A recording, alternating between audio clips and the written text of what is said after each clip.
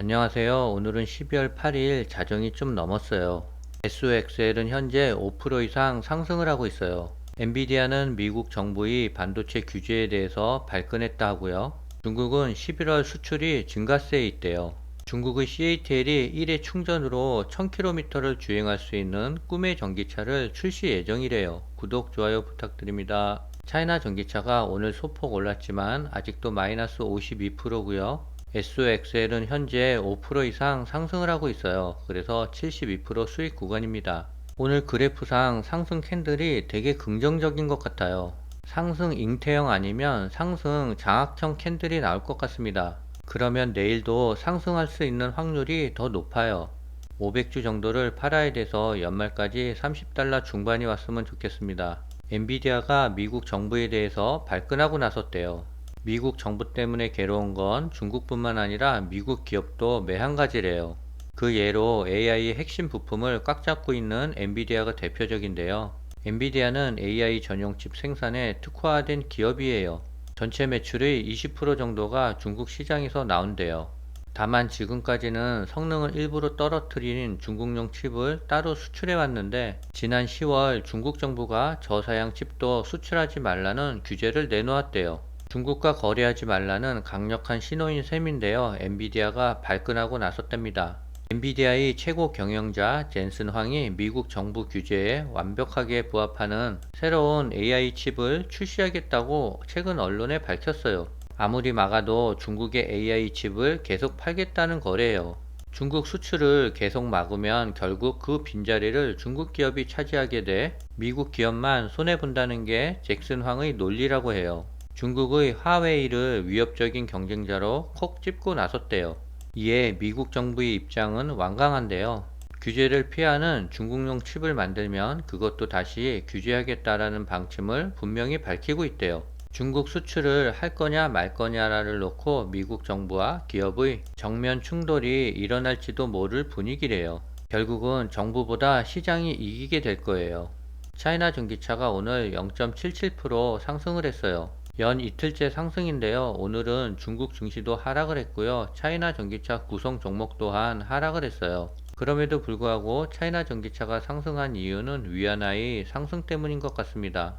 아직까지는 주가가 추세를 돌렸다고는 볼 수 없을 것 같습니다. 인도의 중국산 요소수 싹쓸이로 우리나라의 대란 조짐이 보인대요. 최근 인도의 요소 수입이 급증했다는 업계 관계자들의 말을 듣고 관련 통계를 찾아봤대요. 올해 10월까지 중국의 요소 수출 통계를 보면 9월에 118만 톤으로 4배 이상 급증을 했대요. 그 이유는 인도가 한꺼번에 86만 톤을 사들였기 때문이래요. 중국 내 요소 재고량은 47만 톤으로 지난해 같은 기간 대비 반토막이 났대요. 중국 내 요소 가격이 들썩이자 당국은 수출을 막으며 진화에 나섰대요. 2년 전 요소수 대란 때도 이런 현상이 일어났대요.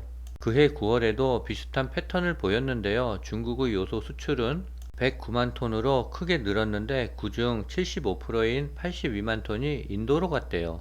인도가 중국산 요소 수입을 늘린 것은 2019년부터라고 해요. 그런데 매년 10월 비료 시장 성수기 진입을 앞두고 갑자기 중국 내 재고를 털어가면서 쇼크를 준 건 2021년과 올해라고 해요.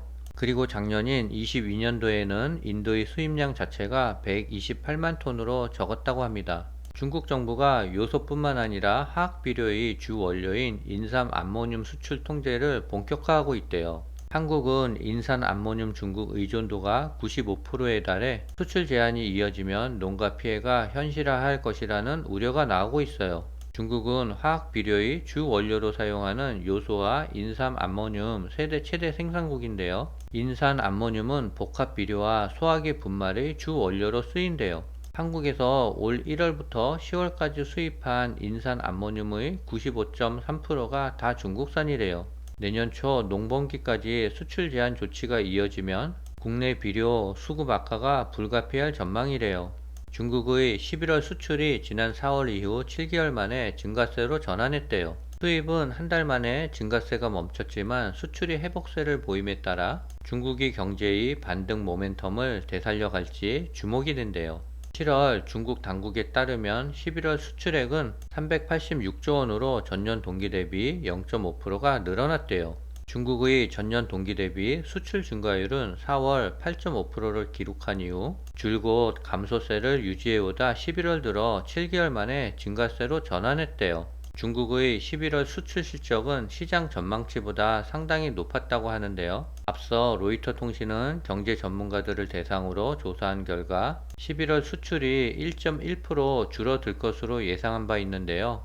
이날 발표된 통계는 국제 신용평가사 무디스가 중국의 신용 등급 전망을 안정적에서 부정적으로 하향 조정한 직후 처음 나온 중국의 당국 월별 공식 통계여서 주목이 된대요. 세계 전기차 1위 자리를 두고 테슬라와 경쟁하고 있는 중국의 비아디가 운송용 선박을 직접 확보해 차량을 수출할 것으로 알려졌어요.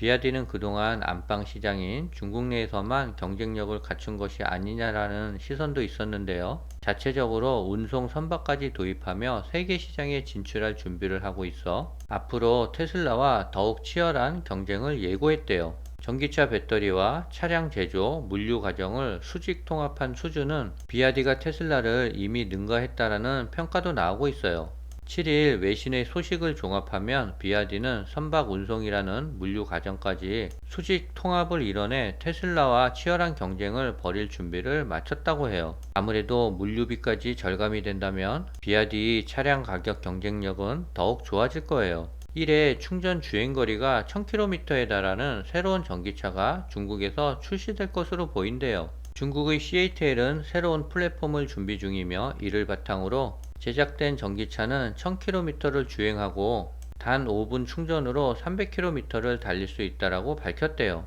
CATL이 통합지능형 셰시는 배터리, 전기모터, 서스펜션 시스템, 기타 부품이 통합된 스케이트보드 셰시 형태로 제공이 된대요. 차량의 하부가 통으로 제작이 되나봐요.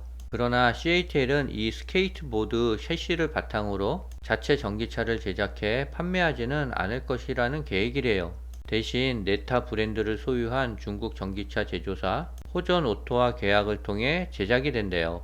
두 회사는 내년 3분기에 새로운 셰시 기반 전기차를 출시할 계획이라고 밝혔고요. 아직 어떤 모델인지는 정확하지 않지만 중국에서 테슬라 모델 3에 대항하기 위해 설계된 유레카 03 컨셉트의 양산 버전이 될 수 있을 것으로 보인대요. 셰시의 1000km 주행 거리는 약 75%의 배터리 팩 효율로 달성됐다고 하고요. 기온이 섭씨 마이너스 7도까지 떨어지면 주행거리는 30% 감소한대요.